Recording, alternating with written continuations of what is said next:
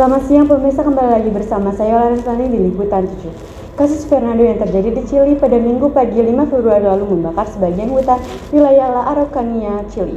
Kecelakaan diduga terjadi akibat suhu udara yang tinggi karena adanya perubahan iklim. Dilaporkan terdapat 554 orang yang terluka oleh api tersebut, 23 diantaranya tewas, 16 orang sedang berada dalam kondisi kritis dan 10 orang hilang. Terdapat kamera amatir yang menangkap detik-detik terjadinya kasus tersebut.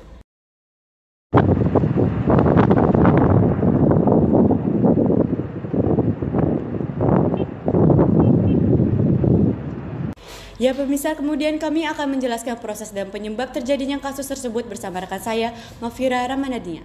Baik pemirsa, kasus ini bermula ketika terjadinya kebakaran hutan di daerah La Araucanía, Chili. Kebakaran ini terjadi karena kondisi tanah hutan di Chili mudah terbakar. Setelah itu, sinar matahari yang terus datang, jernihnya atmosfer, dan kondisi awan membuat suhu udara di sekitar hutan memanas dan membakar tanah hutan yang kemudian terjadi kebakaran hutan. Tidak sampai di situ, suhu udara yang memanas membuat arus udara naik dan turun. Akhirnya membuat arus udara berputar dan membentuk pusaran tornado. Tornado yang terjadi di tengah kebakaran hutan akhirnya membentuk pusaran tornado yang disebut juga dengan fire tornado. Ya, terima kasih atas informasinya Mafira. Selanjutnya pemirsa, kami akan mewawancarai warga lokal yang terkena dampak dari kasus yang terjadi bersama rekan kami di lapangan, Tasya Aulia.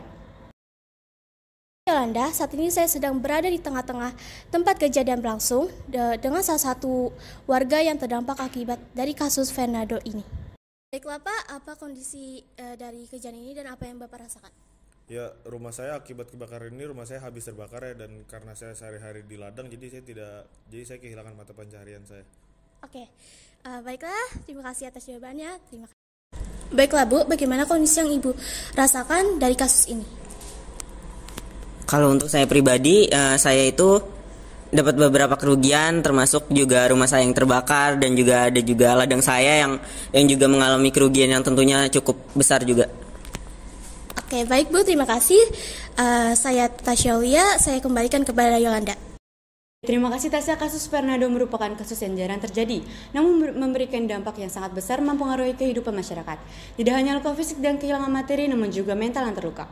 Semoga keluarga korban diberikan ketabahan atas kehilangannya dan semoga pemerintah langsung sigap menanggulangi permasalahan ini dan memberikan bantuan juga kepada keluarga korban. Baiklah pemirsa, itulah berita terakhir kami pada hari ini. Akhir kata kami semua dari tim redaksi Liputan 7 mengucapkan terima kasih dan semoga kita bertemu lagi.